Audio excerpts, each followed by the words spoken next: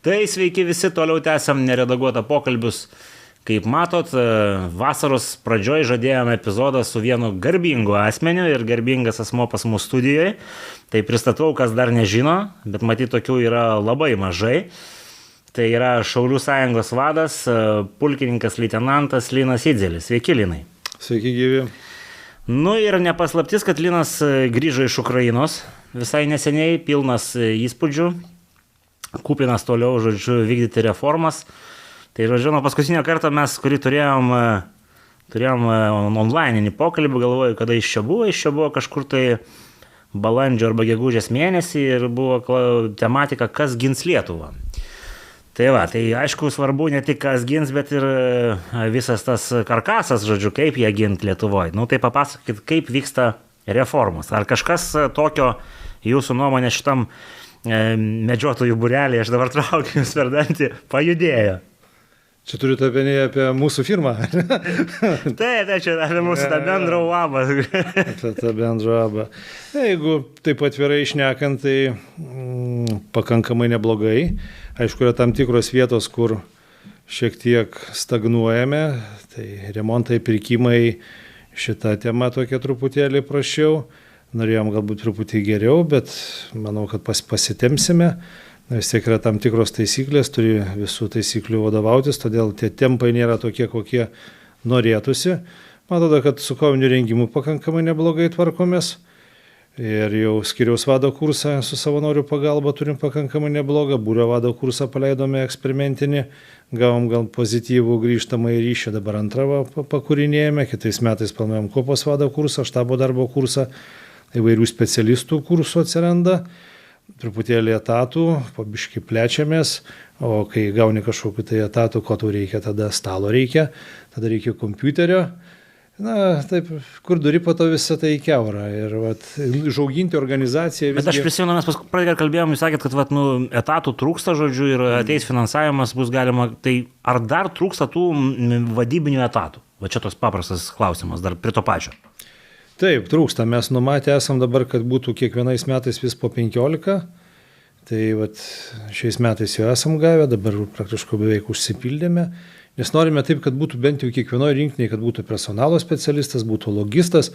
Nes jeigu tu nuperki priemonių kažkokių, tai kas tada tas priemonės apskaitys, kas išdavinės, po to viskas sandėlį gulės, po to galiausiai ir pelys. Tai taip pat esame padarę tokią apžvalgą, apvažiavo vienas mūsų dronų specialistas, nes buvo nupirkti kažkada dronai dar čia iki manęs, Mavikai, ir pasižiūrėjo, kiek ten tie dronai yra naudoti. Tai ten vieną kartą yra baterija krauta, kitur yra 2 kartus baterija krauta, nes paprasčiausiai nėra kam išduoti, tada žmonės perkasi patys ir naudoja savo resursus, tai taip neturėtų būti. Tai tokie elementarūs dalykai, tai to dar nesam pasiekę ir tai dar sieksime dar kelis metus, taip kad didžiosios rinktinėse dar papildomoje etatų atsirastų Vilnius, Kaunas, Klaipėda, nes reikia daugiau tų logistikos specialistų, Vilniuje ir metodinės skyriaus viršininką, kaip pas 3 skyriaus viršininką maždaug tokią pareigybę esame numatę, tai jau atsirado žmogus, kandidatas pakankamai patyręs. O ką jūs darysit su to Vilniaus kiekiu? Kaip suvirškinsit šitą? Nes aš kiek žinau, tai Vilnius yra ten nesveikai didelis kiekis šaulių, žodžiu, jame, o kitur tai pakankamai ramu. Gal išsiusit jos, žodžiu, deportuosit į kitus miestus? Mes taip esame šnekėję, tiesą sakant, nes jeigu tą komendatūrų koncepciją paimti, tai Vilnius yra didelė rinktinė, kaip bebūtų, kitur nuvažiuoji, nieko nėra. Kitur iš tikrųjų nieko nėra. Yra tokių vietų, kur yra tuščia. Po to atsiverti ten kokį mobilizacijos planą ir ten parašyta, kad ten tos objektus saugo šauliai, ten to saugo šauliai, jeigu kažkas ten nutiks. O ten nėra šaulių iš vis. Kas ten jūs saugos? Tai, sakom, būkite Vilniuje pasiruošę. Visi suvažiavote iš visur, kur tik tai įmanoma, iš Druskininkų, Plungės, Rietavo, sėsite į autobusus ir važiuosite tenais gelbėti situacijos, jeigu kažkas nutiks. Jeigu reikės, kiti atvažiuos į Vilnių.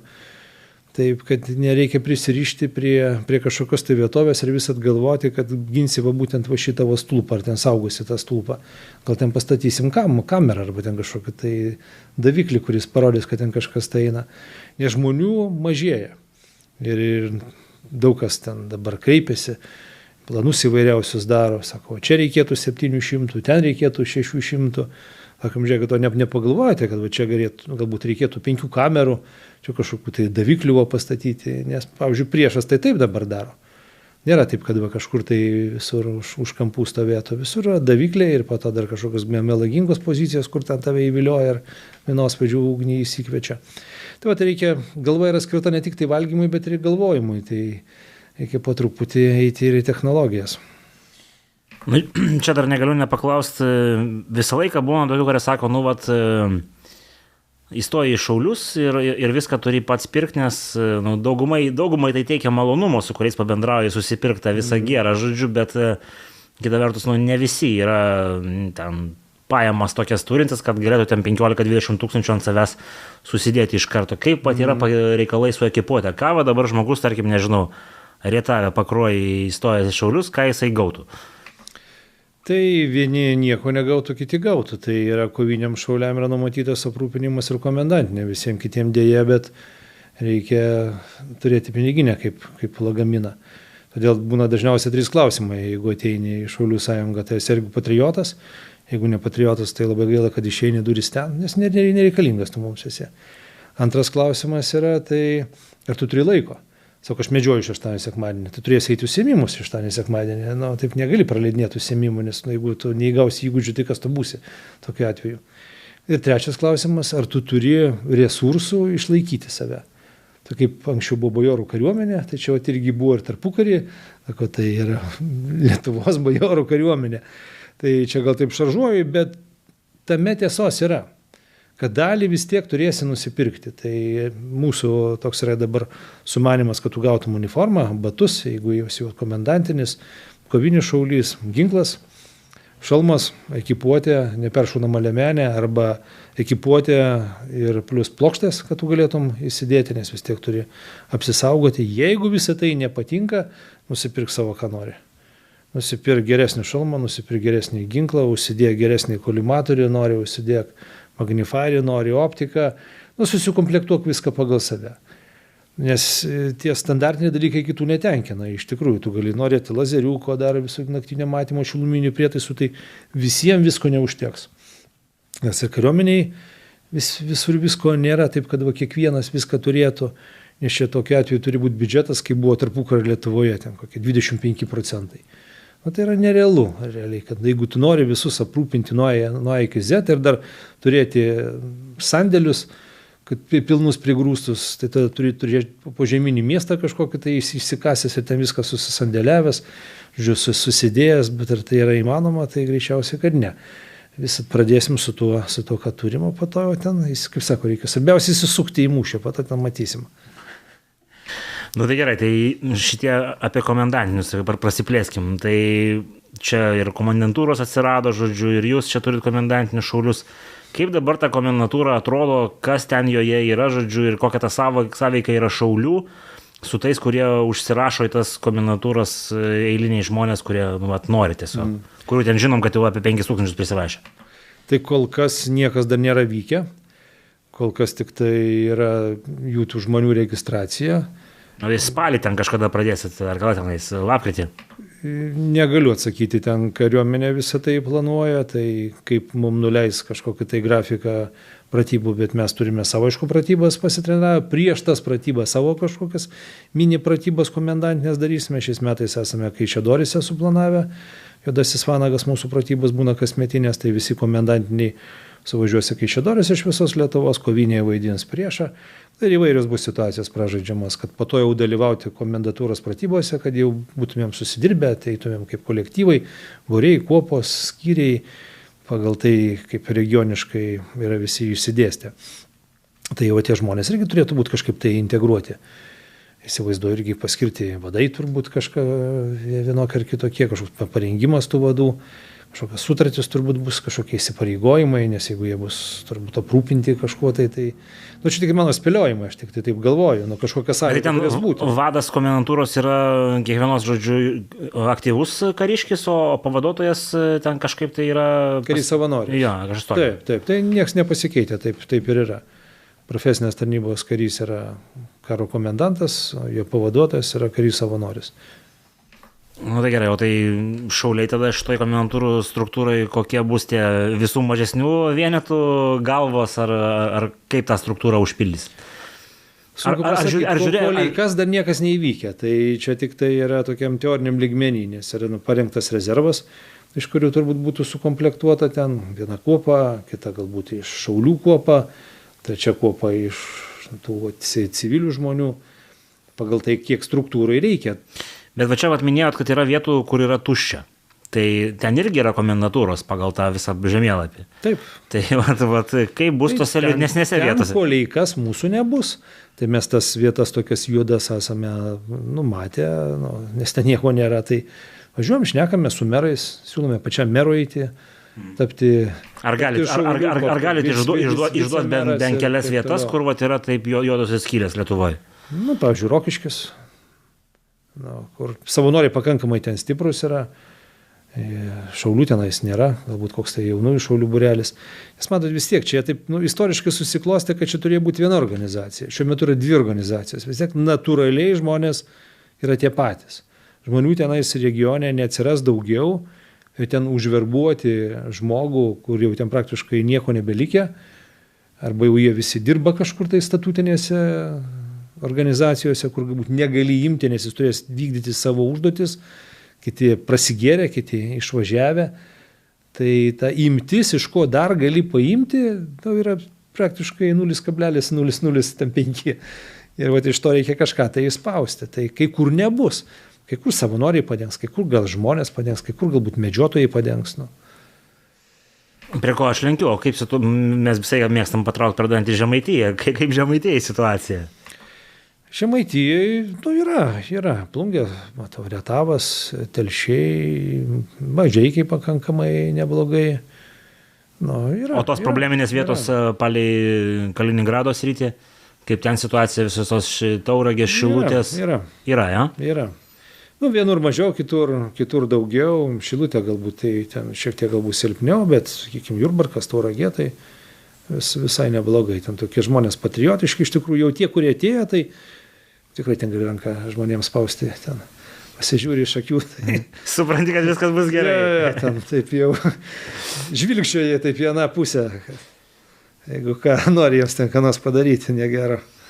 Supratau, tai gerai, pakalbėkim tada grįžus iš Ukrainos. Ten tikrai matėt visokių niuansų, pavadinkim jos taip politkorektiškai, kurie matyt nedžiugina. Tai kokios išvados yra, kur buvot gal pradžioje ir ką matėt, kiek galima apie tai šnekėti, žodžiu? Ne, aš taip galbūt išplautai, visiškai nenurodydamas galbūt tikslių vietų, bet taip, kad teko pravažiuoti nuo praktiškai Baltarusijos sienos, kur yra tam tikri mokymo centrai, tam tikri daliniai, su kuriais yra ryšiai palaikomi, tai tikrai prastai tie mokymo centrai atrodo, visko trūksta nuo mokymosi priemonių, tai yra projektoriaus, trikojo, kažkokio užklijuojamo lapo, kanceliarinių prekių, tai planuojame padėti. Tai mokymo centruose jau ir matėme, kad ir iš kalėjimų yra žmonės jau treniruojami ir taip tokie nedžiuginanti galbūt žinia, kad sako, tai paskutiniai rezervai, turbūt, kurie jau yra ruošiami, nes negaligi šalis priešintis amžinybę. Yra tam tikri procentai kiekvienoje šalyje, kur tu gali mobilizuoti, kurie patys ateina ir panašiai. Tai tokie atsiliepimai buvo iš jų. Tada Kijevas, aišku, Kijeve ten karo nesijaučia, nepaisant to, kad kiekvieną dieną tos sirenos kaukia, vis ten kažkas tai praskrenda. Ten tai tikrai dar galima sumobilizuoti ne vieną. Galima, aišku, ir mums taip vieną dieną teko pravažiuoti nuo fronto linijos praktiškai ir iki pat Kijevo ir atvažiavome į Kijevą jau buvo 23:15. Ir dar 5 minutės. Jo, dar iki komendanto valandos. Ir matosi šeštadienis, taip jaunimėlį švenčia, Teslos, žodžiu, BMW, Mersai, bet tokie, kur Lietuvoje turbūt tik tai vienetiniai yra, ten visgi žmonės turtingesni verslininkai yra, labai didelis kontrastas. Tai taip pravažiuoju tais keliais ir taip GPS pravedė pro kažkokį naktinį klubą, kur ten jie visi buvo išėję parūkyti su šampano taurėm ir tos mašinos visos susirikiavusios buvo, tai kai diena ir naktis skiriasi visą tai.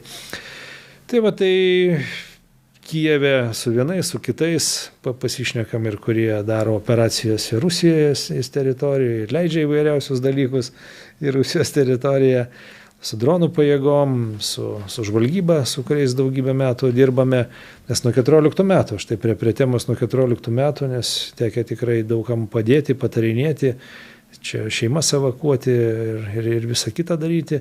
Ir tada nuvažiuoti dar teko iki fronto į vieną kitą brigadą pasižiūrėti. Tai galbūt tada nuo pradžių. Tai pradžiai apsilankėme, kaip pasakiau, mokymo centre, po to į dronų pajėgas, tai ten įvairiausi pristatymai. Tai pirmas pristatymas toksai daugiau teorinis, tai kokie tie dronai, tai yra antžeminis dronas, tada orų skraidantis dronas, apie kuriuos mes čia turbūt daugiausiai šnekame, ir trečias yra jūrinis dronas. Tai antžeminis dronas, tai kur pasiteisina, tai tose atkovotose teritorijose, kur reikia nukenksminti minas, kur į tave niekas nešaudo, ten gali jį operuoti, joystickais gerai tenai savo nuimti kažkur tai miną, nuvežti, ten susprogdinti ir taip toliau. Kiti antžeminiai renginiai, tai yra, matėm tokių YouTube filmukų čia trumpų, kur metė minas, ten prieštankinės minas. Tai vienas yra variantas, kitas tai yra uždėti sužeistą karį, ištemti. Trečias dalykas - vežti logistiką. Neipatingai sėkmingi dalykai, ten tie logistikai veži kažkur tai užvažiuoja ant kokio rasto, apvirsta. Tai priešas irgi mato, kad jis apvirto, niekas neina paimti jo. Mato, kad vanduo iš ten, žodžiu, buteliuose, konservai, dar kažkas, tai šokoladukai. Ir priešas laukia, kol tu galbūt eisi pasiimti ir ten tave greit FPV dronais uždaužys. Tai va, ryšio problema yra, o tą ryšio problemą, aišku, galima galbūt ten kažkaip tai įspręsti, bet galbūt pasiteisinę galėtų būti mažiukai, kur su tam tikrų sprogmeniu važiuoja į apkasą, kažkur įkrenta, detonuoja, bet visur yra kaina. Kaip bebūtų, visur yra kaina. Tada kiti, tai yra, matėm, kur yra PK kulkosvaidis pritaisytas, tada 50 kalas, 12,7, kur irgi gali pašaudyti, bet kiek ten girdėjome iš kitų atsiliepimų, kad važiavo, šaudė, bet rusai nušovė. Tai šita tema. Tada bepiločiai, žvalgybiniai, įvairiausių, be abejo, žvalgybinių matėme nuo 4 metrų, kur iššauname į katapultų, užsienio gamybos, vietinės gamybos, nes ir vietoje jie tikrai gaminasi, kurie skrenda ir 100 km, ir aišku, tos, kurie skrenda labai toli, ir aišku, ten reikia sprogmens, kad būtų bent jau kokių 50 kg, jeigu tu nori kokią gamyklą plotis, tai turi bent jau sieną kokią pramušti, kad kažkoks bent efektas būtų, kaip šahedo efektas. O tai ką jie ten uždeda ant to, žodžiu, kuris atakuoja to tolimoje, žodžiu. Mes kažką gal tokio irgi, pradėsim iki to, bet... Reikia sprogmens, kad būtų bent jau 50 kg ir padidinto sprogumo. Tai yra ne kažkokio tai trotilo heksogeno, bet yra mišinys daromas. Specialus, kad...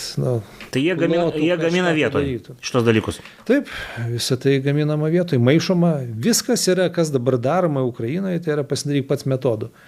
Vienas daro kažkokį propelerį, kitas daro sprogmenis, kitas fizioliažą, kitas uodegą, trečias GPS, dar kažkas tai, kažkokį tai įrenginį ir po to visą tai sunešama ir kažkas tai sukonstruoja, gaunasi geras dalykas. Viskas decentralizuota, nes daug išdavyščių yra tie, kurie stebi, žiūri, už pinigus išdavinėja, visokios diversinės grupės integravusios, kur po to praeina raketos ir žiaurių tokių dalykų yra ir, aptarsim tos visus žiaurius dalykus. Tai va, tai bepiločiai yra tolimieji, tai yra, sakau, žvalgybiniai, smogimieji, kamikadzės, kur toli skrenda, tada yra, kurie, sakykime, šiek tiek toliau už fronto praskrenda 15, 20, 30, tai yra rusai, kaip vadina, Baba Jaga, tai yra Nemezis, yra šitasgi, kaipgi ten tas, ne tiek svarbu, bet kad praskrenda 30 km ir numeta 3 užtaisus, 2 užtaisus, 4, pavyzdžiui, Nemezis numeta 4 užtaisus. Tu gali tada susikabinti įvairiausius užtaisus. Tai gali fugasinį kokį užsidėti, gali kumuliatyvą užsidėti, gali termobarą. Ir tada užskridęs, aišku, gali rasti kokį taikinį, užmesti fugasą, tada gali termobarą, kokios ten vadavietės. Bet skrenda jie baisiais garsais, tai yra, nepastebėtas įskristi, taip kad ten tavęs neišgirstų, tikrai nepavyks. Nes, pavyzdžiui, mėtymai vyksta ant rusų pozicijų iš 100 metrų, kažkur tai minavimas vyksta iš 20 metrų. Turi praktiškai nusileisti pakankamai žemai, norint numesti prieštankinę miną. Tai neša 2 prieštankinės minas, tuk užminuoji, bet aišku, jie irgi nedurni. Tai sėdi pozicijose, girdi, kad už tavo pozicijų kažkas tai nusileido 20 metrų. Tai ko tu tikiesi, kad tau dovanų paliko? Tai prašvinta, iš karto išlenda inžinieriai su minų ieškikliais ir eina žiūrėti, kad tu ten esi kokių dovanų jam pridėjęs. Tai va, tai aišku, yra Marviko utėliai. Marvikas 3, tai niekas Marviko 3 nepakeitė. Marvikas 3 yra tas, kur yra geriausias, aišku, su termokamera, kad naktį irgi galėtum užmesti, tai dažniausiai yra arba savadarbis koksai sprogmuo, arba prieštankinė granata, ne prieštankinė, priešpėstinė paprasčiausiai granata, puolamoji ginamoji užmetama ant pozicijų. Na ir trečias dalykas, aišku, FPV dronas. Tai FPV dronas yra, sakyčiau, šiais metais yra game changeris. Jeigu ne FPV dronas, ukrainiečių pajėgos neapsigintų paprasčiausiai, nes nėra kuo šaudyti. Čia aš prisimenu vieną jūsų kolegą, žodžiu, kuris sakė, FPV dronai už mėnesio kito jau bus nebeaktualūs. Tai FPV dronai yra baisus dalykas, nes keičiasi dažniai. Vakar gavau informaciją, kad suplėšė vieną, žodžiu, mašiną į gabalus, turėjo kupolą užsidėjęs su 3 dažnių. Praktiškai slopinimu ir parėjo FPV dronas ir ištaškė. Tai FPV dronas yra pats baisiausias dalykas, koks tik tai įmanomas. Na, pavyzdys, atvažiuoja vieną brigadą, žodžiu, užeiname į Rusiją, viskas televizoriai, kur tik tai įmanoma, visur transliuojama iš Marviko ar iš kokio ten autelio, tiesioginė transliacija. Nu, sakau, kur čia tas rusas, parodykit man rusą, sakau, nors vieną, kaip jie vadina, pidarai. Nu, kur tie pidarai, ne, tenais, tai čiuk, ten ieškojo, nėra, sako, dabar nesimato nei vieno. O, sako, galiu pritraukti, sako, vieną užmušiamo ryte. Pritraukė, žiūriu, toks, Licov Kafkasko nacionalinis, žamšutas koks ten, priplotas, nes, Rusijos kariuomenė įvairių ten tų tautelių kariauja. Žiūrė iki pusės nuogas, kas jam nutiko, sakau, ko čia dabar nuogas tas žmogus. Tai, sako, užmetėme jam granatą F1, tai yra skaveldrų pakankamai nemažai sulindo. Ir žmogus pradėjo rautis, viską šalmą metė nuo savęs, neperšunamą liemenę pradėjo nusiminėti, uniformą viską plėšė, žodžiu, viską nusiplėšė, ir po to pasibaigė žmogus. O, sako, žiūrėk, sako, prie šito televizorius dabar, sako, prieik, sako, greičiau. O, sako, vieną, žiūrėk, sako, bėga, va, tuk, ten, žodžiu, lapyje, medžiai nesimato, vis tiek, kaip ten kabo dronas, nesimato, čiuk, žiūrim, bėga kažkur tai, o, ten greitai skrido kitas Mavikas, ten čiuk, ant jo granatą metė, nepataikė, žodžiu, įbėgo į kažkokį tai pastatą, sako, ten jų daugiau tam pastate. FPV-škė, bet iš karto, taip maždaug pusės minutės bėgyje, iš karto atsiranda FPV-škė. FPV-škė taip darbiškai, žiūrėjau, priskrido, taip prisitaikė. Wow, su termobaru. Ir nieko, nedetonavo. Nepasisekė. Tai va taip, kad efektyvumas visgi yra 25, kai kuriuose daliniuose 30, kai kuriuose 50%, tai priklauso nuo to, kas daro sprogmenis, nes sprogmenis didžiojo dalimi yra padaryti pačių. Jau tie, kurie buvo standartiniai ir PG7 ten galva dėdavo, dar kažką, tai pagrindė dabar yra lietvamzdis, pjaunamas lietvamzdis, ten sprogstamoji medžiaga, inicijavimo plata, detonatorius, visą tai tvirtinama. Rizikinga visą tai, bet tam tikrai žmonės daro. Tai kampinis šlifuoklis, kuris vadinama high-endas. Jo, high-endas, tai va visur. Ir mėtymui, ir lygiai taip pat ant FPV drono. Ir FPV dronai dabar skrenda praktiškai jau iki 25 km. Taip kad va brigados buvo atsakomybės rajonas, jokio judesio nėra, visiškai jokio, absoliučiai. Tai va ta teritorija yra dabar, ar tu įvažiuosi su šarvuočiu, ar tu įvažiuosi su tanku, ar kažkur tai apsišvies vamzdis, koks išlysvas staigiai, koks artilerijos, tu ten gausi momentaliai arba numetimą į tą vietą, arba atskris FPV-škė. Tai yra, jeigu tu įvažiuosi kokį ten su šarvuočiu, tai ten turbūt tos FPV-škės skirtingų komandų rikiuosis į eilę ir ten visi tarpusavį rungtyniaus, kuris pirmas plosis. Tai yra tokia situacija. Taip, kad... Jeigu aš teisingai suprantu, karas šiuo metu vyksta dronais. O visi kiti šiek tiek atsitraukė. Ukrainiečiai, pasitarimas buvo brigados vadas bataliono vadui, nes brigados lygmenį yra dronų batalionas. Tai yra štabas ir 2 kuopos, kur yra komandos, tai komanda standartinė yra. Man atrodo, Arūnas Kumpis jau buvo pasakojęs, tai yra vairuotojas, kuris ryšių užsiminėja, bet čia yra ne tas ryšys, kur radio ryšys, bet čia yra antenos, kad irgi ten kažkur tai kažką pridaro, kad toliau skristų, retransliatorių galbūt kažkur tai iškabinti gali. Antras žmogus tai yra tas, kuris daro ir kabinas sprogmenis, arba kabinas sprogmenis daro kažkuris tai kitas, nes čia yra vėlgi reikia specifinių žinių turėti. Tada yra pilotas, kuris naviguoja. Ir yra antras, kuris pilotuoja, ir antras yra navigatorius. Navigatorius, kuris toks azimuto čia skris palei kelią, dabar čia palei upę, tas tankas va šitoje vietoje, tada pilotas ten rėžiasi. Gali kartais perimti ir navigatorių, žodžiu, jeigu nepavyksta, nes reikia ir nufilmuoti. Tai jie tenais, man atrodo, ir keičiasi, nes Kumpis, kiek pasako, dabar nuvažiavęs, mačiau postą. Dabar antrų pilotų. O šiaip tai pirmų pilotų prieš važiuodamas buvo. Taip, tai dabar naviguoja. Dabar šiuo metu naviguoja, bet kaip matėte, įdėjo ten dabar pakankamai sėkmingai. Jiems sėkmingai gavosi skristi į pastatą su termobaru ir nunešti į pastatą. Nes dabar kur tik tai yra judesys, tai praktiškai kiekvienas pastatas yra griaunamas. Tai FPV-škė skrenda į kiekvieną pastatą. Tai gerai, o iš kur termobariniai užtaisai? Patys gamina. Irgi patys gamina. Viską daro patys. Visus fugasus, termobarus, visus kumuliatyvus. Kas yra kumuliatyvas? Tai yra lęšis paprasčiausias. Lęšį dedi, kažkokia tai, D3D printeriu išprintuota talpa, tada aplinkui iš ratų arba vinių, arba kiti dar apsuka grandinę nuo dviračio, grandinę nuo pjūklo panaudota. Irgi tada, kai vyksta sprogimas, tam tikri gabalai pradeda skraidyti ir pėstininkus, tai sužalojamas, tu nuneš kojos gabalą. Tai prie tavęs po to kažkas tai negalės prie tavęs prieiti. Nes praktiškai, jeigu turi tiek gavai sužeidimą, tu užsidėjai turniketą, tai užšakės yra. Tavęs dienos metu, jeigu tu esi sužeistas, tai neįmanoma ištraukti šiuo metu. Nes visas aprūpinimas tai vyksta tas baba jėga. Tai nemėzis, šitie tie didieji dronai skrenda su 30, 20, 40 kg naktį, logistikos prikrautas paketas ir numeta. Ir tu tada pasiemeta. O keitimasis padalinių yra tik tai naktį, labai staigiai kažkur susėda, išvažiavo, nes kitu atveju būsi sumedžiotas. Nes viskas yra stebima iš rusų pusės irgi. Praktiškai rusų orlanas įskrenda į Ukrainos teritoriją 70-100 km. Ką tai reiškia? Kad po to iš karto prasideda targetingas.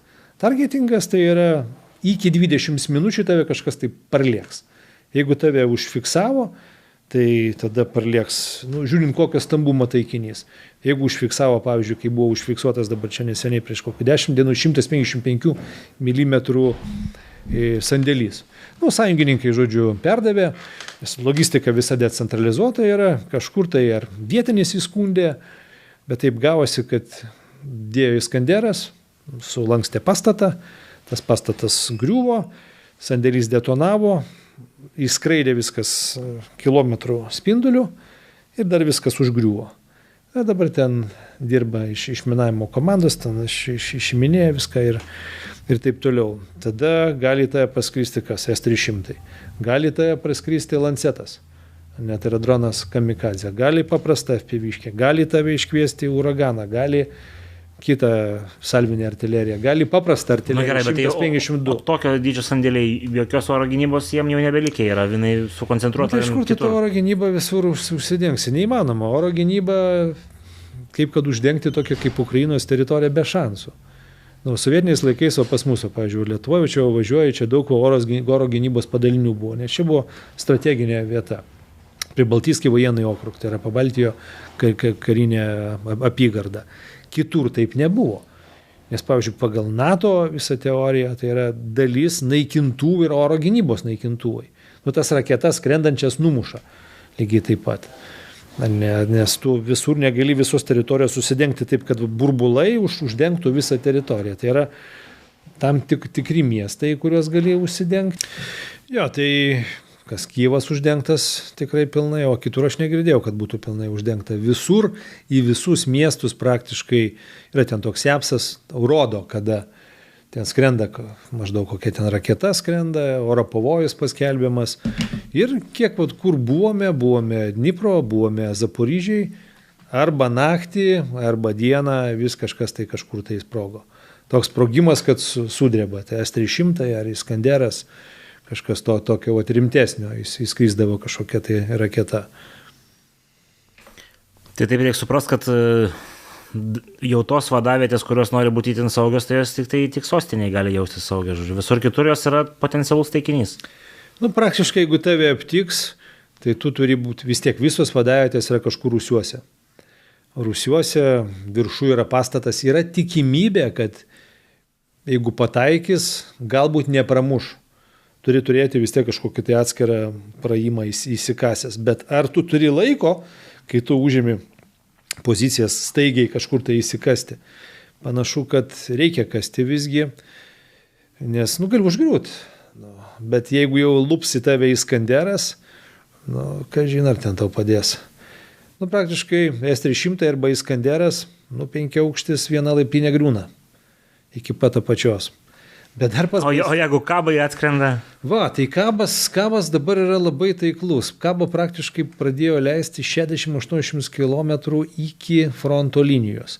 Ką tai reiškia, kai jis atsikabina, jisai planiruoja ir dabar 4 kabai pataikė taip, kad į 100 metrų praktiškai stačiakampį. Tai yra taiklumas, čia yra fantastinis taiklumas. Kabais daužo pozicijas, greuna miestus. Teko būti dar kai lapkričio mėnesį, atsimenu, buvau Ukrainoje, tai Orychovo buvom tokiai gyvenvietėje. Šagis, nei vieno namo nėra. Nei vieno, viskas sudaužyta, pilnai 100%. Tai yra greunami miestai, praktiškai genocidas. O aplinkui žmonių truputėlį yra, kokie 20 km jau žmonių mažėja.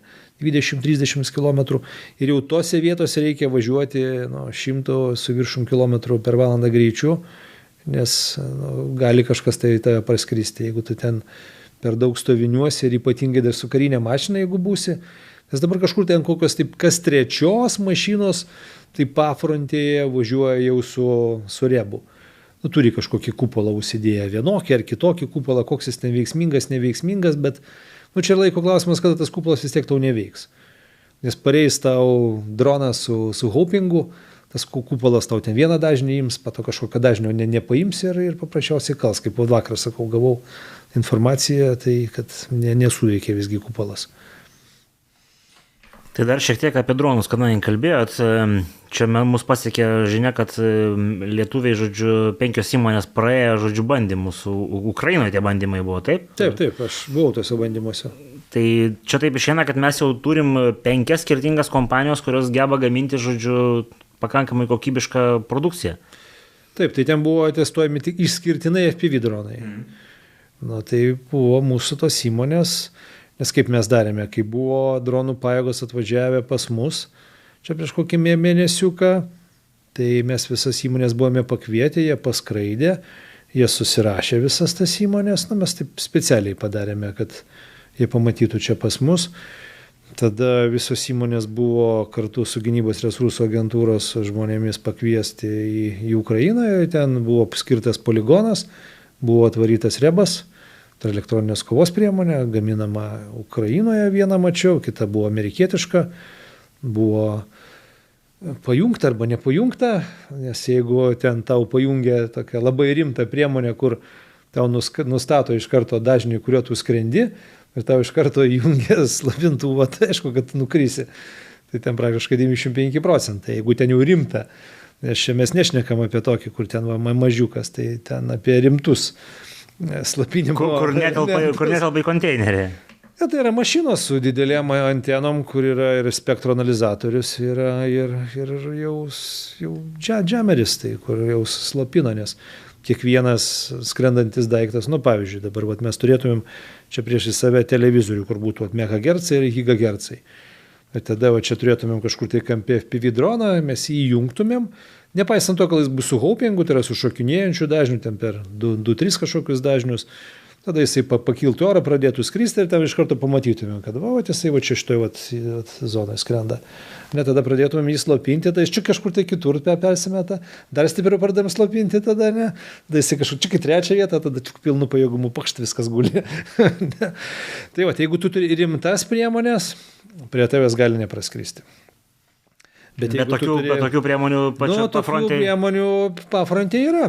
Brigada turi. Kiekviena brigada tokias priemonės turi. Bet aišku, reikia turėti omeny, kad ten medžioja. Nes rusai turi, pavyzdžiui, Iskanderus visur išdėlioja pilnai per visą frontą. Ir visos tas priemonės yra medžiojamos. Ir jau aš dar, kai buvau Eurosatorį čia parodoj Prancūzijoje, tai tam tikros priemonės, kur darė pristatymus, rodė nuotraukas.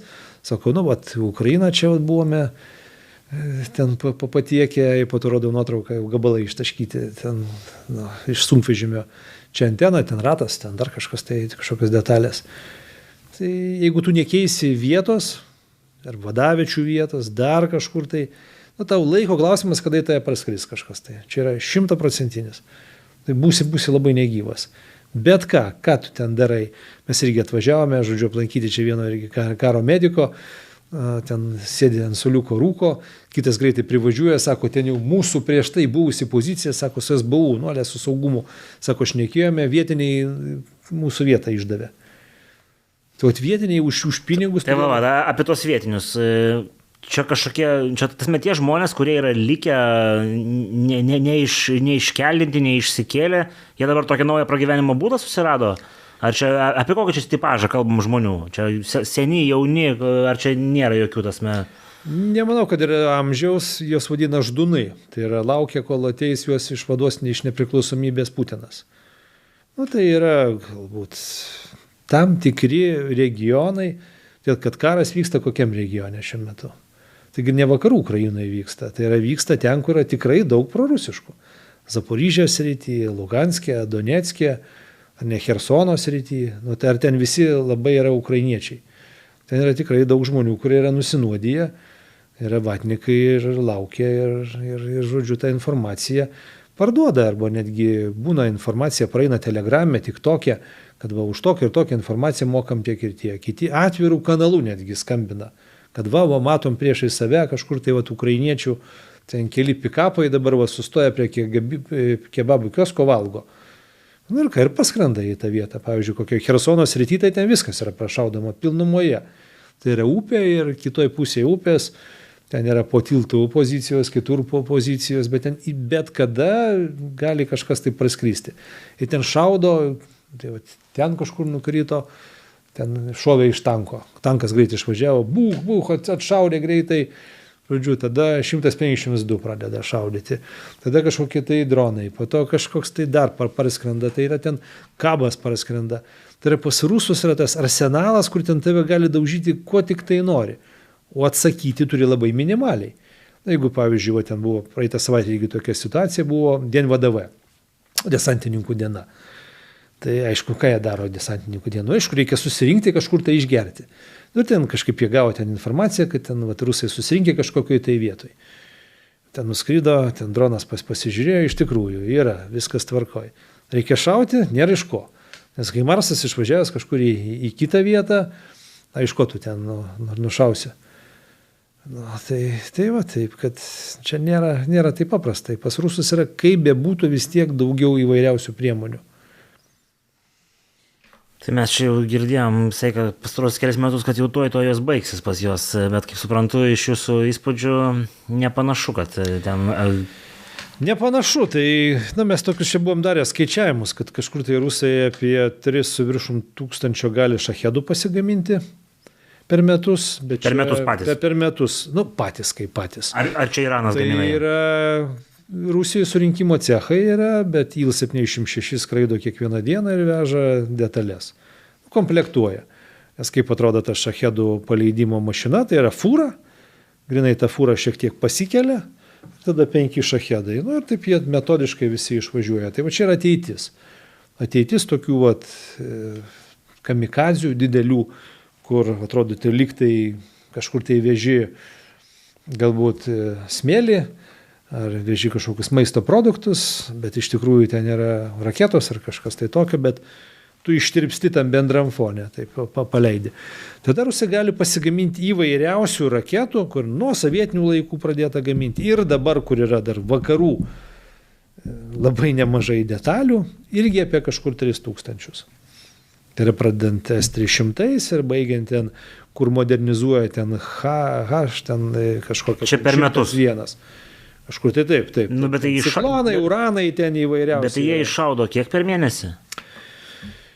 Nu, reikia skaičiuoti, tai ten manau, kad galima suskaičiuoti, nes kiekvieną kartą, kiekvieną dieną, kur toj programėlėje, tame appse, kur Ukrainoje yra, tai ten parodo, ten pavyzdžiui 809 šahedai, ten skrenda ten tiek balistinių raketų, ten į tokią sritį ir tokią. Tai manau, kad ten ta statistika yra pilnai visa padaryta. Tu gali maždaug išskaičiuoti. Jeigu tavo kelias dienas dabar kažkas tai neskrenda, matai balistinės raketos, reiškia taupo kažkam tai. Taupo, renka taikinius, turbūt diversinės grupės važinėja po teritoriją, žiūri, kaip čia kokia gal dar kokia Zaporižės galbūt kokia elektrinė ten hidro susprogdinti, kad dar daugiau vandens nuleisti, ne kad ten būtų galima galbūt brastą pasidaryti ir per Dnieprą, nes Dniepras yra pagrindinė kliūtis. Ne, tai vat sukaupia tada, turi taikinių sąrašą, mato, kad ten toje vietoje oro gynybos nėra, ir lupa į tą vietą. Tai kad elektros pastoviai nebūtų, dujų, tai vat strateginius tokius objektus šaudo. Bet dabar matau, kad taikinys yra visgi elektrinės, hidroelektrinės, kad nuleistų vandenį ir galėtų pasidaryti brastą. Tai dar jiems reikia 2 sugriauti. Ta Kachovkos nunešė. Tada daug ukrainiečių karių žuvo, daug civilių žuvo, daug rusai savo kariuomenės nuplovė. Tai jiems vienodai rodo. Jie neturi to nuostolių. Bet tai ką reiškia nuplovė? Jie nespėjo evakuotis iš teritorijos? Nespėjo evakuotis. Pradžioje lipo ant stogų, po to vanduo dar kilo. Kas turėjo valtis, tai tie evakavosi, o kiti nuskendo. Paprasčiausiai nuskendo. Ir dabar, pavyzdžiui, važiuoja į Zaporižę, tai tu matai, kad uolos išlindusios ant tiek vandens trūkumas yra, kad ten tokie skardžiai šakės, tai jeigu dar Zaporižės nuleisti, tai dar daugiau vandens nutekėtų, tada jau potvynio nebebūtų, nes taip gražiai viskas nutekėtų to kanjonų. Tada dar tenais yra viena, tai jeigu šitas nepavyks, tai taip pusę ausies girdėjom, ką šneka ukrainiečiai, kad ta Surovikino linija yra tokia. Surovikino linija yra iki 7 aukštų.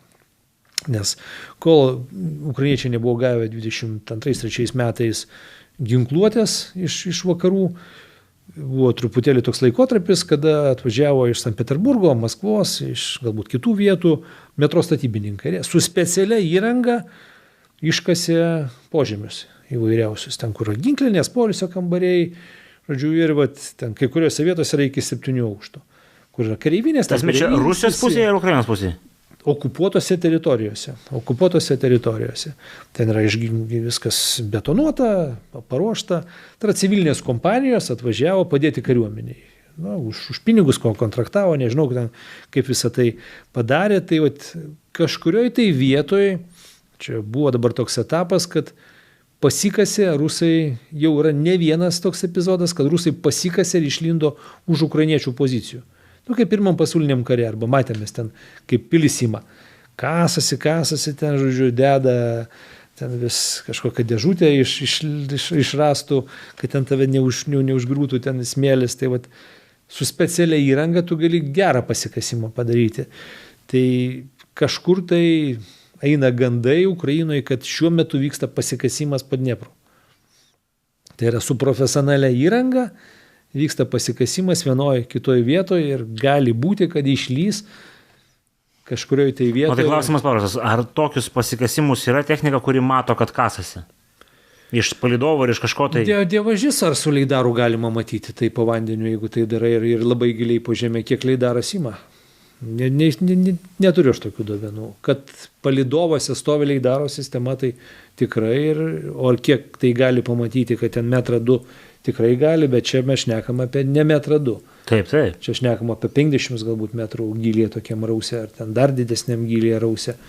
Kažkokiu tai būdu po Lamanšu yra iškastas, kur traukinys važiuoja, tunelis. Tai čia šnekam apie tokį dalyką.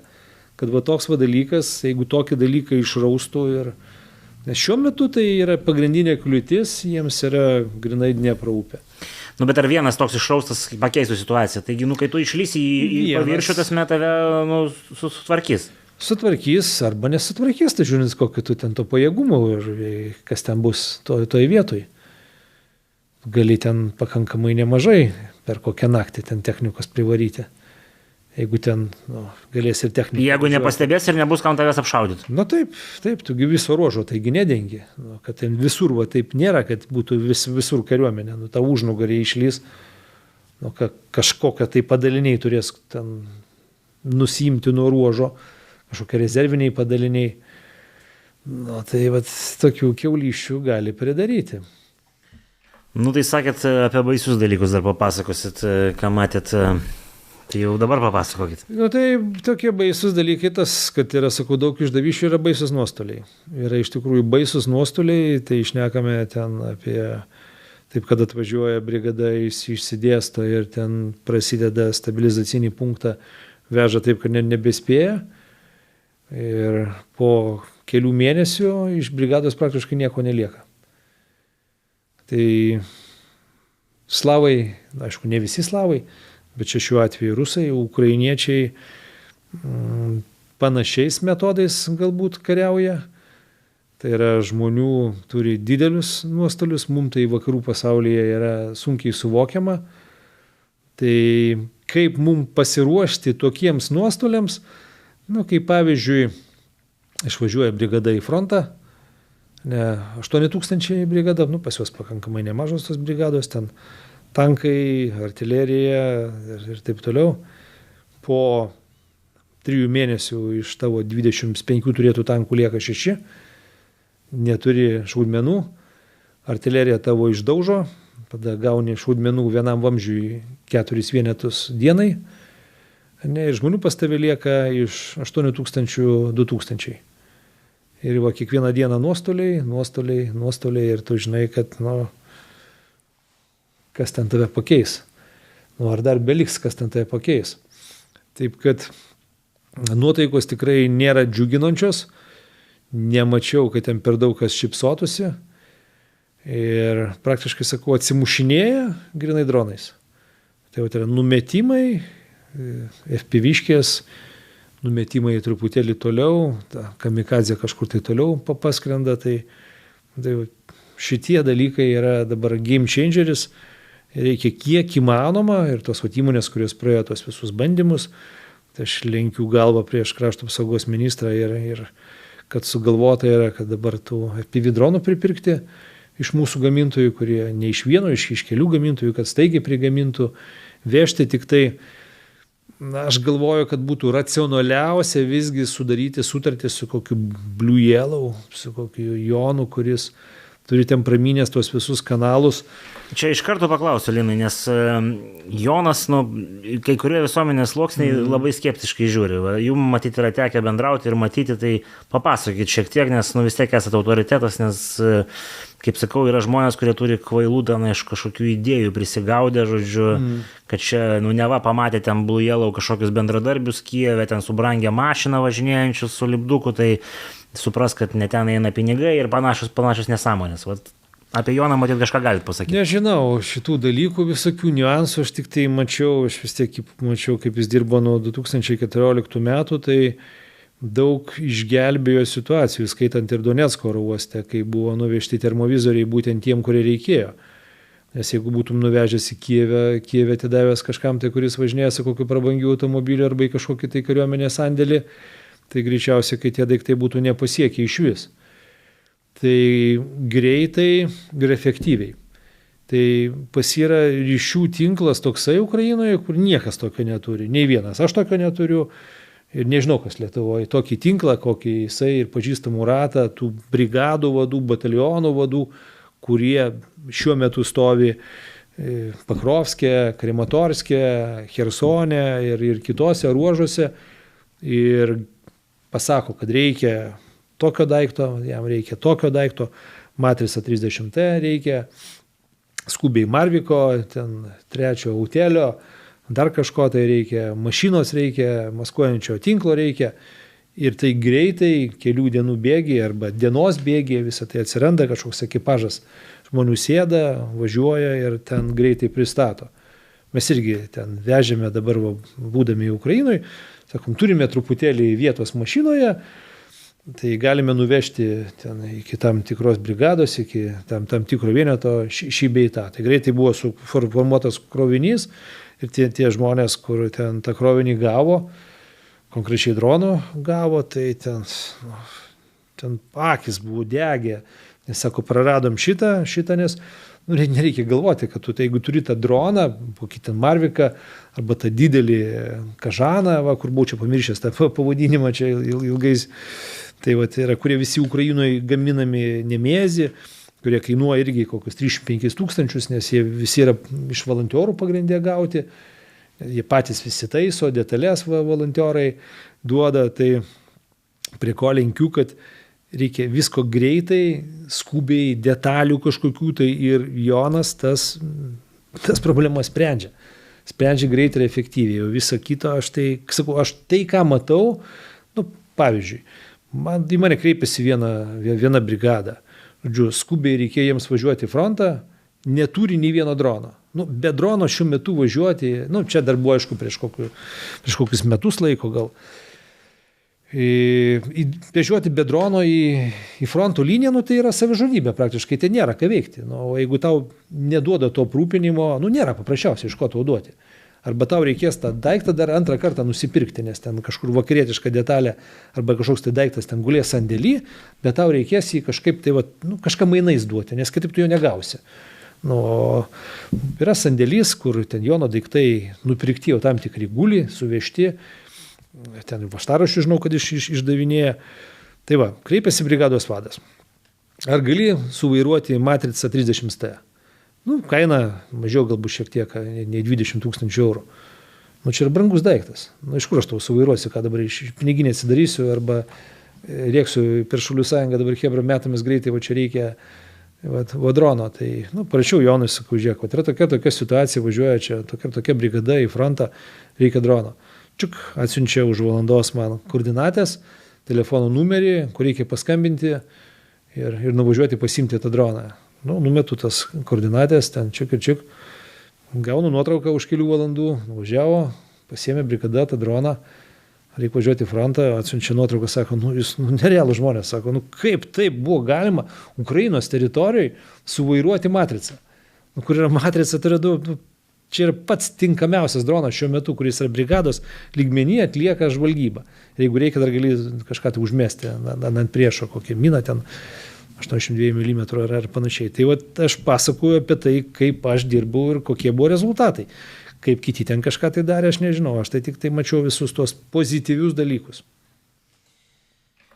Tai gerai, tiesame, tai pabaigai pašnekėkim, ką iš tos patirties mes galim pritaikyti savo, nes bet kokiu atveju ta tikimybė, kad mums reikės kažką panašaus praeiti, jinai yra ir jinai su tuo, kaip frontas juda, sakykim, taip auga, kad mums patiems reikės kažkurio metu gintis nuo šitos meškos, jeigu vakarų partneriai nepadės smarkiau ir kažkas nepasikeis. Tai tik tai vakarų partneriai ir ten gali padėti, nes ten kito kelio nėra, nes sakau, viskas yra Samodelkinų tarnybos lygmenį, tai yra parduotuvė pasidaryk pats. Atsimenu, kažkada tai dirbau savanorių pajėgų štabe ir ten buvo štabų mokymai, sako, ten to trūksta, dar ten kažko, tai kažkas ten sako, žiūrėkit, koks ten pavadinimas priešais parduotuvės yra, pasidaryk pats, sako, varom į parduotuvę, susipirksim ten stelažo, visko susisuksime ir taip galėsim tada vykti štabų mokymus. Tai, ką mes draudžiame, visą tai daryti patiems, kažką tai konstruoti, meistrauti, tai šiuo metu Ukraina laikosi ant to. Tai sakyčiau, pirma pamoka tai yra, kad reikės, jeigu ką, tai patiems darytis, ne tik tai standartinį kažkokį tai sprogmenį, kur ten tau gamykla padaro. Gerai, kai dabar taikos metu gamykla kažką tai gali padaryti, bet kai tų gamyklų naujų dabar nepasistatė, aš negirdėjau, kad jas, Rheinmetalas girdžiu čia dabar kažkur tai stato, bet koleikas, tai niekas nepasistatė. Galbūt ten kažkur pajėgumas truputėlį ten didesnis atsirado, bet kažkokių tai sėkmės istorijų tai nėra, kad masiškai dabar Jūs sakot, kad mes per tuos kelis metus nepabudom. Nu, gal, tai pabūdom. Tai čia yra viskas priklauso nuo gynybos biudžeto.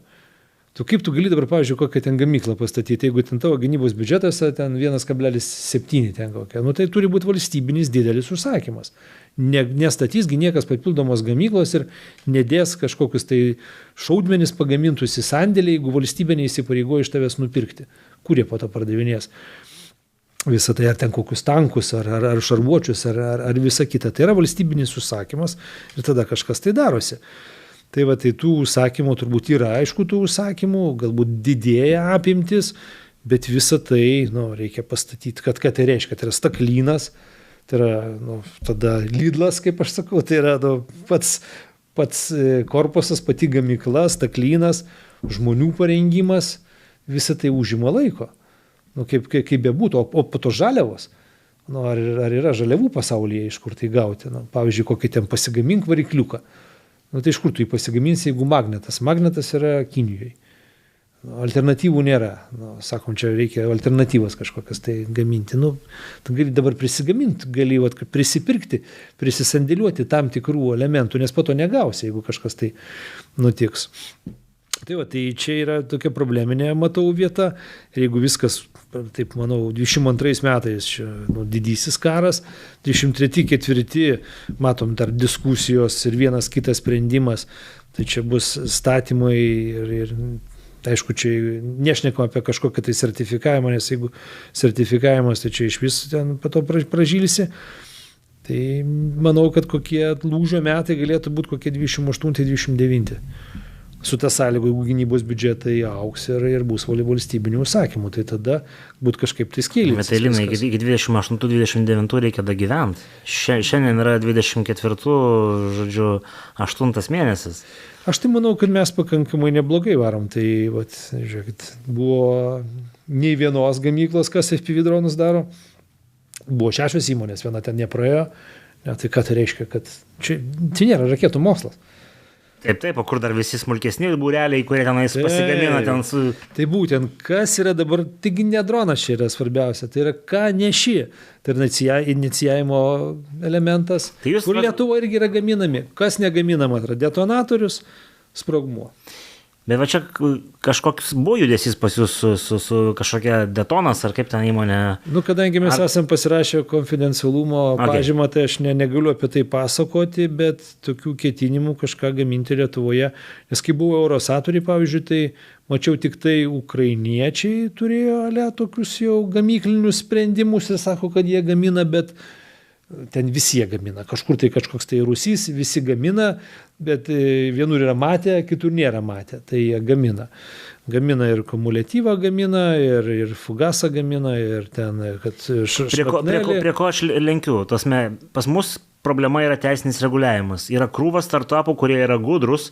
Jeigu teisinį reguliavimą sutvarkytume, tai aš, ir būtų užsakymų, tarkim, ten iš tos pačios kariuomenės, iš Šaulių sąjungos, taigi greitai atsirastų Lietuvoje nagingų inžinierių, žodžiu, jų yra, mes žinom asmeniškai, ne vieną ir ne du.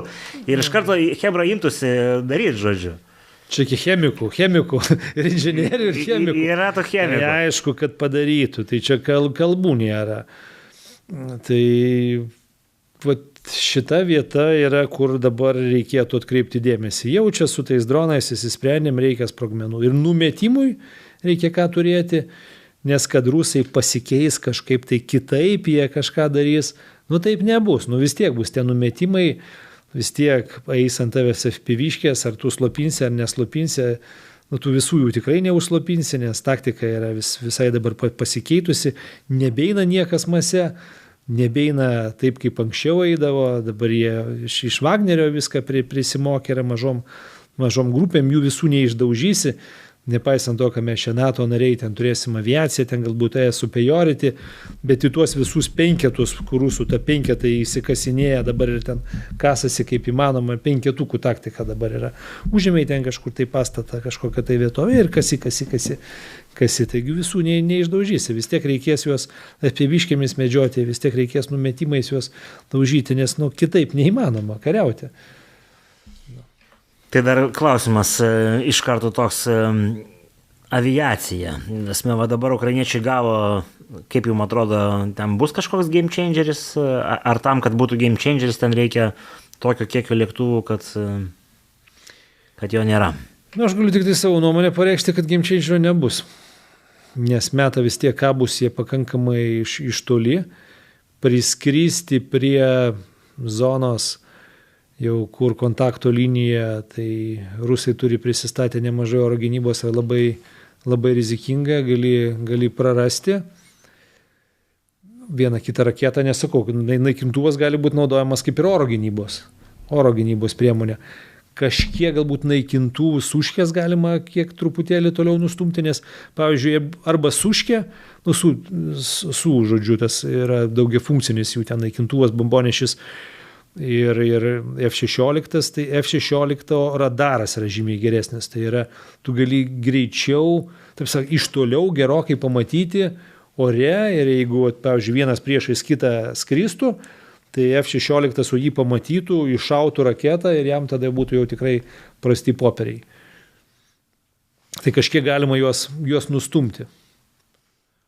Tai žodžiu, tokia situacija. Kad palaikytum pėstininkus, sakau, tai tu turi matyti kažkokius labai svarbius taikinius. Labai svarbius, galbūt kokią vadavietę, tu galėtum ten iš oras žemė raketos kažkur tai kalti, praskristi ten už kokių 30 km, nes rusai mokosi, suprantat, tas vadavietės visos yra po žemė ir atitrauktos.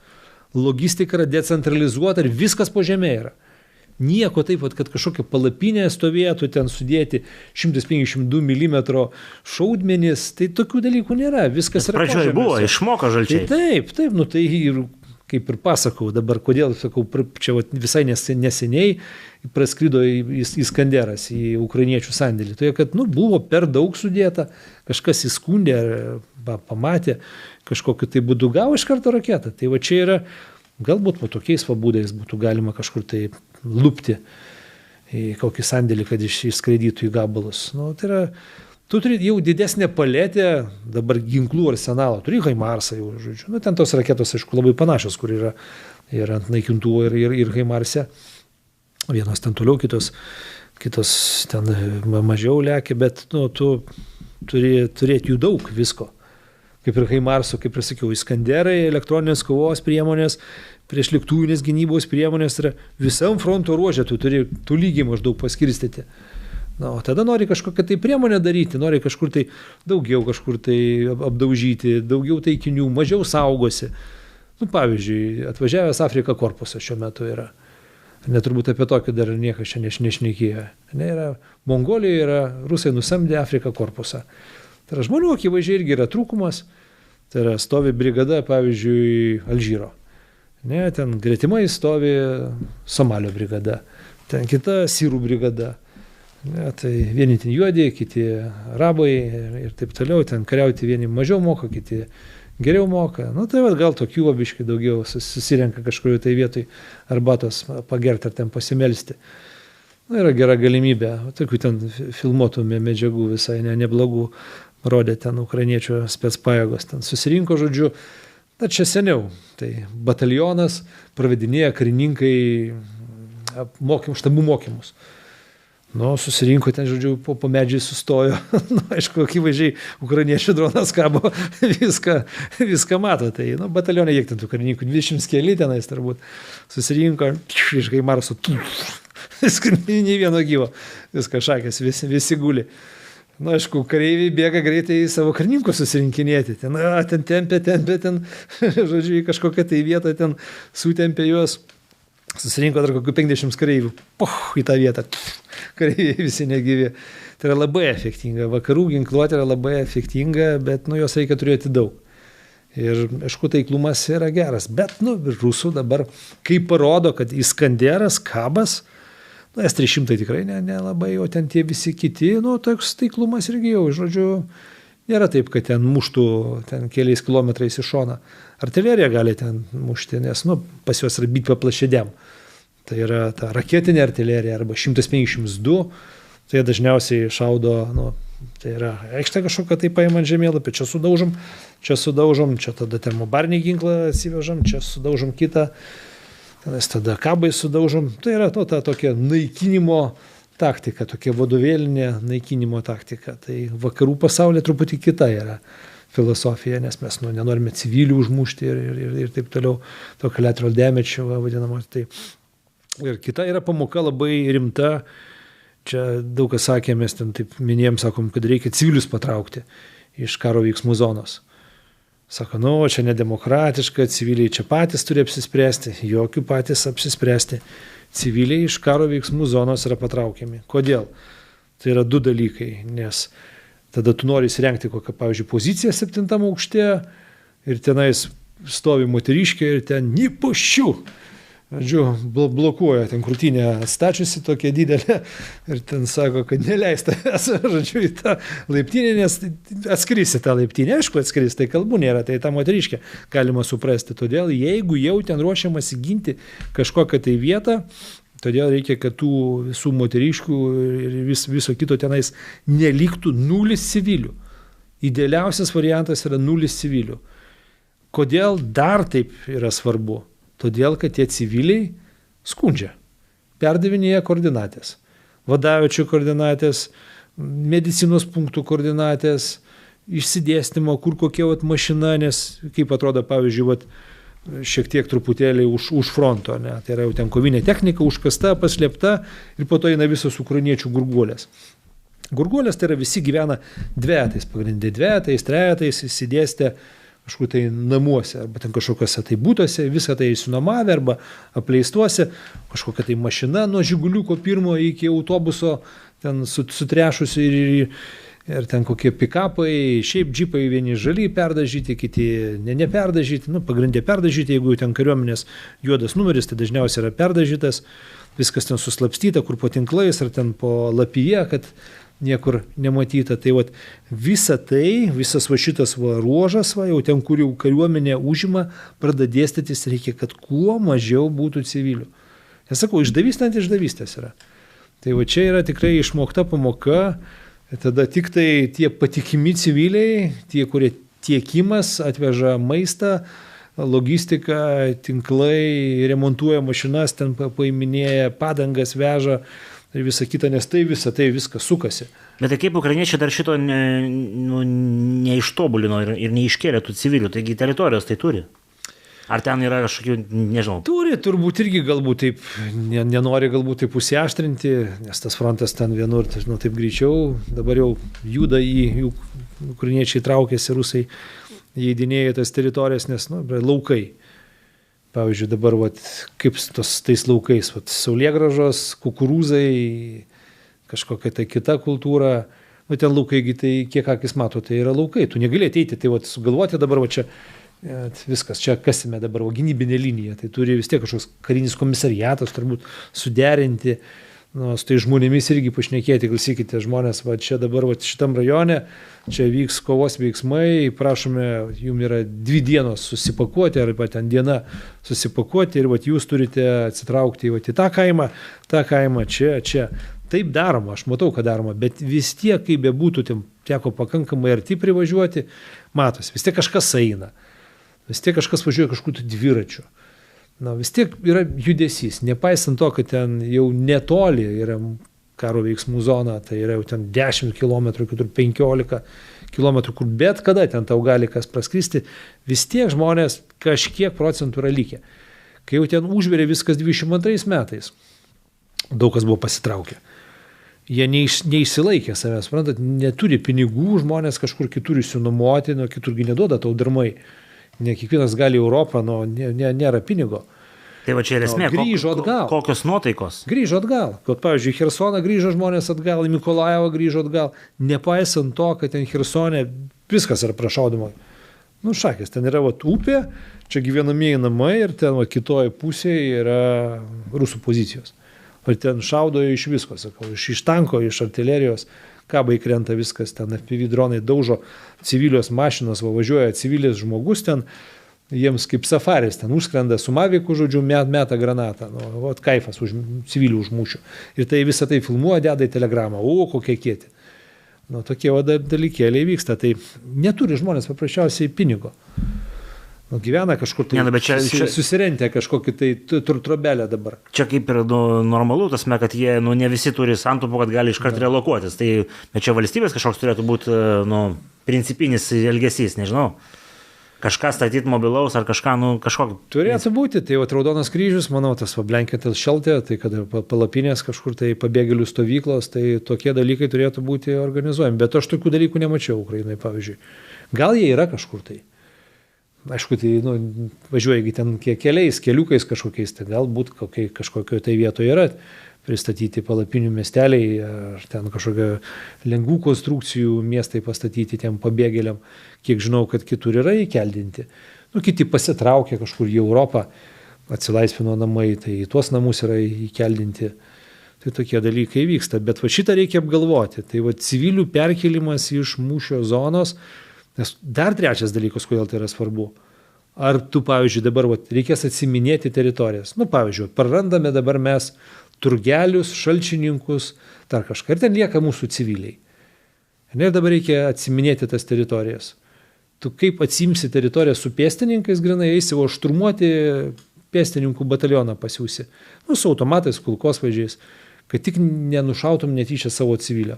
Tai kokie sąjungininkai taigi nešaus, sakys, tai mesgi, kaip čia galime šaudyti jūsų į NATO šalies piliečius, kurie jau ten yra likę.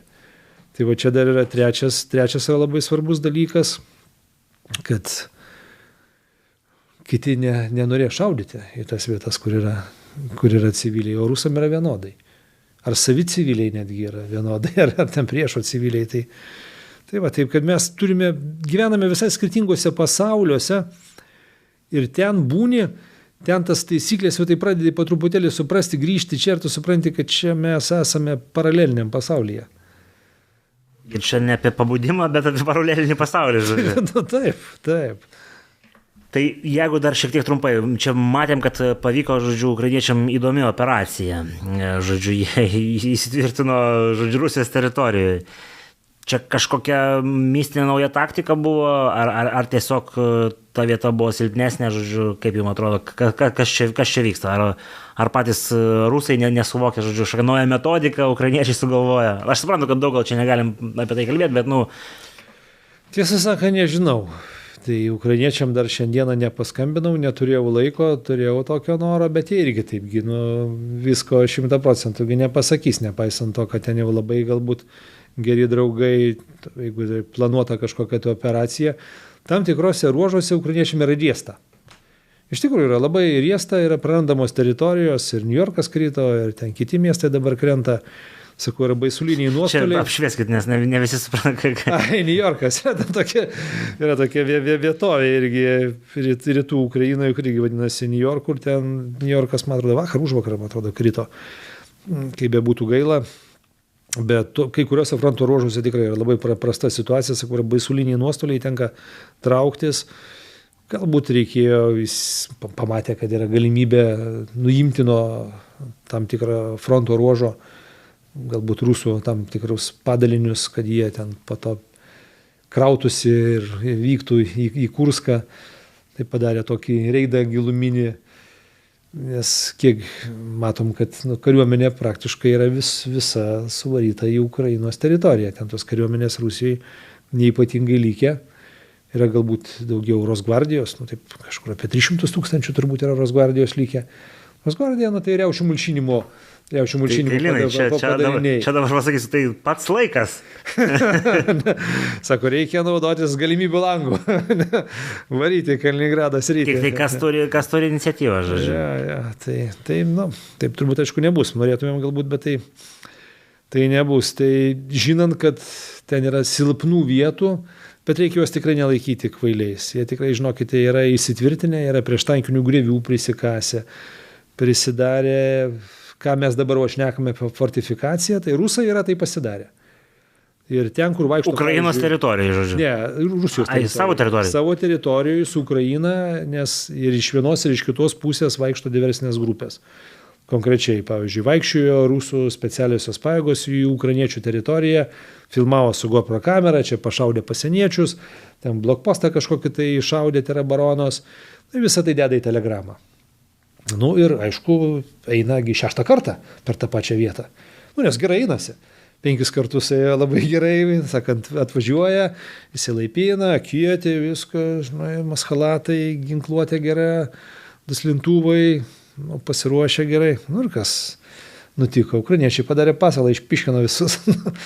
Tai jeigu eini sėkmingai vieną kartą į priešo teritoriją, tai nereiškia, kad tau antrą kartą po to, o ypatingai jeigu jau 5 kartą eini, tai gausi pasalą.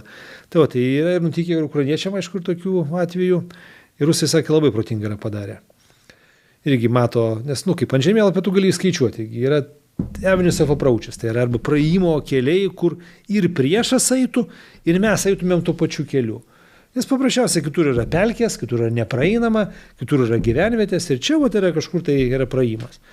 Ir ten koks tai prieštankinis griovys, ten dar kažkur tai paminuota, ten kažkoks tai keliukas ir tu tenai nueini, padarai tam tikrą operaciją ir po to atsitraukinėjai ir tu matai, kad ten tas keliukas veda ir tau prieštankinį griovį atveda. Ne, ir ten po to staigiai tavo 120 mm minosvaidžiai pradeda lupti į tą vietą. Ir po to baigėsi visa tavo diversinė grupė, tenka ten ir likti. Taip kad rusai irgi galvoja, minuojasi, kasa, deda prieštankinės įvairias priemonės. Tai taip reikia daryti. Kito kelio nėra.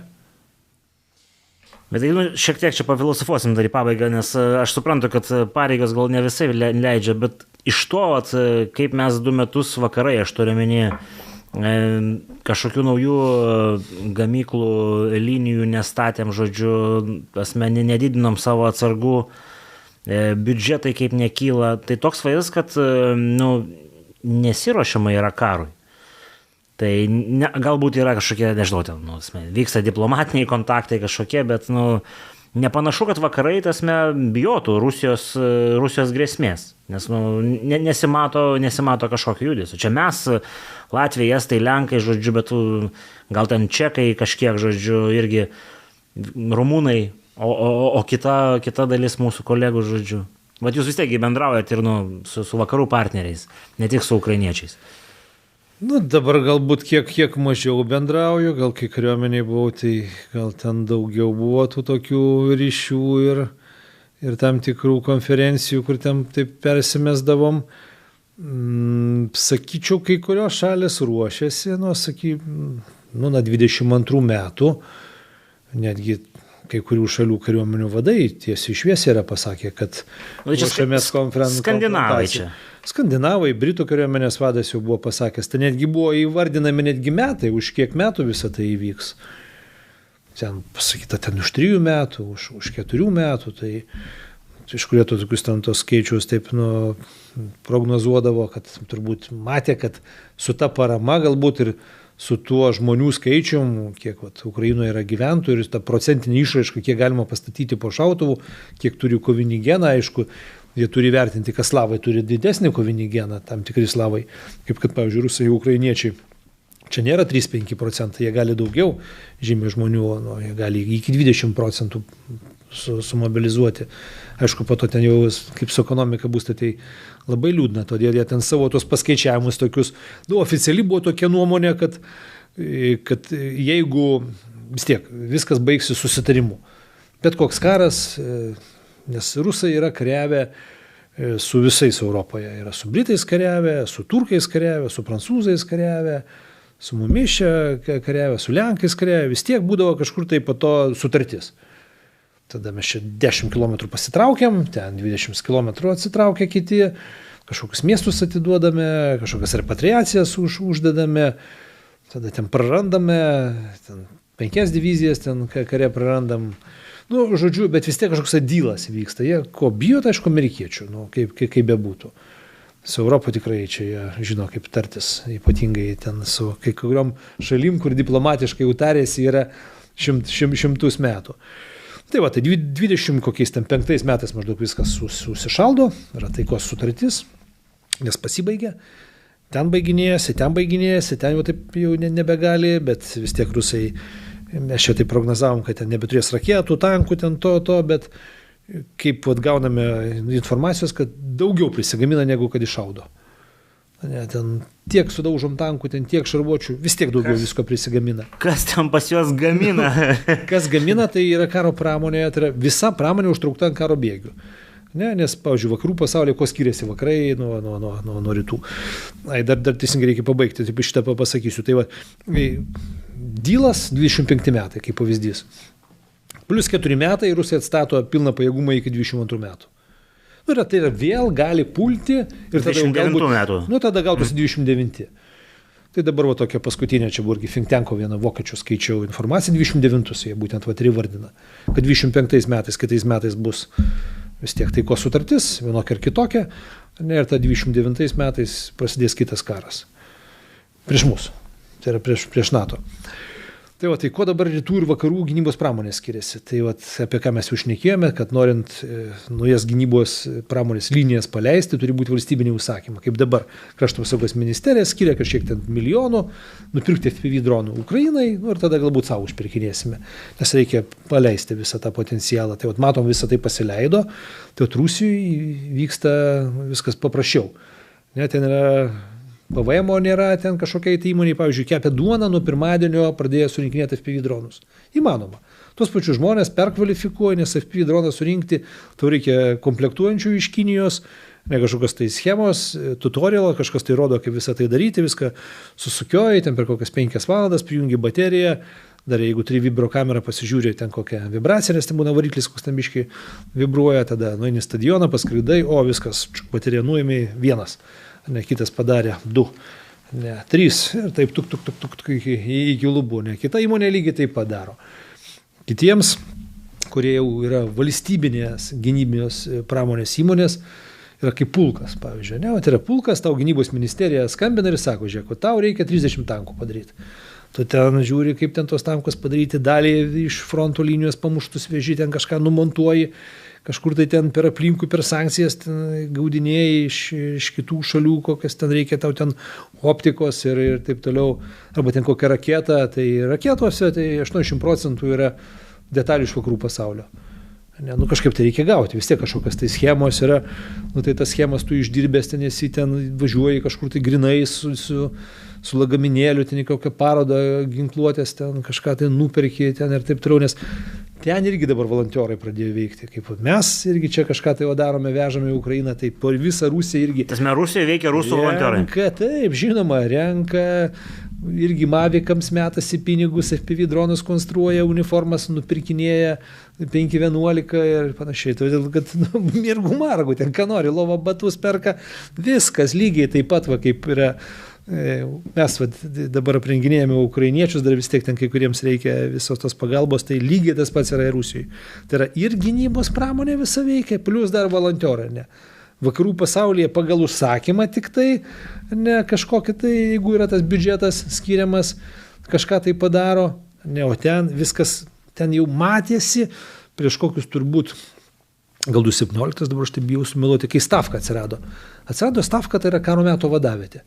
Tai aiškiai matėsi, kad kils karas. Tu užtraukinėjai viską, perdarinėjai valstybę karui. Tai yra valstybė šiuo metu yra padaryta karui. Ten viskas veikia. Ten jie buvo, pavyzdžiui, ten lietuvių šampinjonų fabrikai. Jie buvo nedideli tie šampinjonų fabrikai.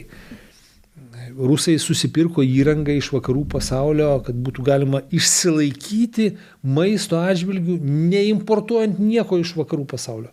Nieko visiškai. Patys gaminame kečupą, patys šampinjonus auginame, patys gyvulininkystę, žodžiu, užsiiminėjame, tai yra, kad patys prasimaitiname, patys kiaušinius, patys sūrį darome. Bet tai ką veikia analitikai vakarų pasaulyje nuo 2017 metų? Tasme, kodėl mes tada netikėjom, kad prasidės karas, žodžiu, čia buvo visokių tipo, čia nieko nebus ir panašiai. Tai, kad karas yra baisu, kare žūnama. Apie karą reikia šnekėti. Taip, niekas netikė tų karų, suprantat? Mes čia jau šnekame, mes čia nuvažiuojam, ten pamatome, kas ten darosi. Nuvažiuoju kokia Ispanija, ten kokia Italija, tu ten pabandy. Vyriausybių lygmenį, kariuomenių lygmenį, aš manau, kad tas supratimas yra. Bet to paprasto rinkėjo, savo piliečiam nieks nenori taip pasakoti. Paprasto žmogaus lygmenį, jokių šansų. Jokių. Niekaip nepažadinsi. Be kažkokių tai kataklizmų, kad ten sprogtų turbūt koks kitas namas ten gretimai, ten koks belgas ten sėdėtų gertų alų, taip žinai, o kas čia dabar nutiko. Neįmanoma. Jokių šansų. Nu tai ką, baigsim tai pesimistiškai, ja? Ne. Nu, mes tai kaip ruošiamės, tai ten už kitus negali atsakyti. O matėt, kaip tai... Kėdainiuos ledų šventėje ruošiasi, ten taikos lazerinės projekcijos su taikos balandžiai skraido. Žmonės jau girdėta ta ledų šventė. Ta ledų šventė yra atidirbta, ta prasme, dabar aš galvoju, kada Viktoras atėjo, man atrodo, su naujaja sąjunga, kai jis 98 metais su Paulausku. Tai va, nuo 98 metų Kėdainiuose, žodžiu, ten, nu gal, aš kėdainiečiai pataisys, gal vėliau prasidėjo, bet metodika veikia ir tas mes sukvieti žvaigždės, koncertai, žodžiu. Minkštoji galia, tai vadinasi. Minkštoji galia. Minkštoji galia. Tai va, ir koordinačių nieks neduoda. Gerai, čia buvo medinis toks, pabaigai mes už demokratiją su Linu, žodžiu, ir už švietimą patriotinį, taip? Tai tik patriotai kariauja. Tai va čia yra labai svarbu, kad jeigu tu neruoši patriotų, tai nebus kam ginti šalies. Tai manau, kad va, tie jaunųjų šaulių būreliai, visi dabar pilietinės gynybos įgūdžių kursai, kur va, mes irgi vedame mokyklose, tai yra gera pradžia, bet reikia viską skeilinti, stiprinti, skeilinti, didinti finansavimą. Čia kaip galima daugiau, nes va, šituos dalykus va, kaip tik va, Ukrainoje labai stipriai akcentuoja. Jokas jokais, bet paklausiu dabar liūdno klausimo, kadangi jūsų kadencija greičiausiai, ne greičiausiai, o tikrai tęsis ir kitais metais, ar jau pradėjo susitikinėti su kitų politinių, žodžiu, organizacijų vadovais ir kažkaip tai pasakoti jiem, kam reikalingas patriotinis ugdymas? Nes aš taip manau, kad socialdemokratam, demokratam, valstiečiams, Žemaitaičiui, jiem reikia pabiškai pasakot, ką jūs darot, nes nu, kita valdančioji dauguma labai realu, kad bus iš kito flango. Ar turit tokių žodžiu, diversinę tokią grupę, kuri dirba su šitą? Pasakoju, ne, tai ir koordinavimo taryba Šaulių sąjungos įėjo iš kitų partijų specialiai, taip ir buvo sudaryta, kad būtų iš pozicijos ir opozicijos. Aš manau, kad dabar didžioji dalis remia. Nu, bent jau viešai tikrai niekas prieš patriotizmą neturėtų kažką pasisakyti, nes nu kaip tu gali eiti prieš patriją, kad reiškia, kad nemyli savo šalies, nu tai būtų kvaila. Tai aišku, tas dėmesys gali būti didesnis, gali būti mažesnis, bet manau, kad turėtų viskas likti taip, kaip yra. Žodžiu, Linas optimistas. Aš optimistas šioje vietoje. Nu taigi, matomgi, kas pasaulyje darosi. Nu. Būtų gerai, kad visi taip matytų kaip jūs. Sako, kitus kanalus žiūri. Tai va, nu nieko, linkėjimai Indrei Makaraitytei nuo kanalo. Tai ką, tai dėkui Linai, kad užsukot į svečius, malonu. Gavosi toks va, visai geras 1,5 valandos pasišnekėjimas. Tai paleisim dabar jau namo, nes filmuojam vakare. Tai ką, dėkui visiems, kurie žiūrit. Nepamirškit mūsų socialiniuose tinkluose, nepamirškit Šaulių sąjungos. Kas galite stokite Šaulių sąjungą, kas galite remkit, nes ten yra daug visokiausių iniciatyvų ir ten gimusios iš Šaulių sąjungos narių, kurie kažkam tai renka, tai pagal savo pomėgius galite pasižiūrėti. Ir ką, iki kitų kartų.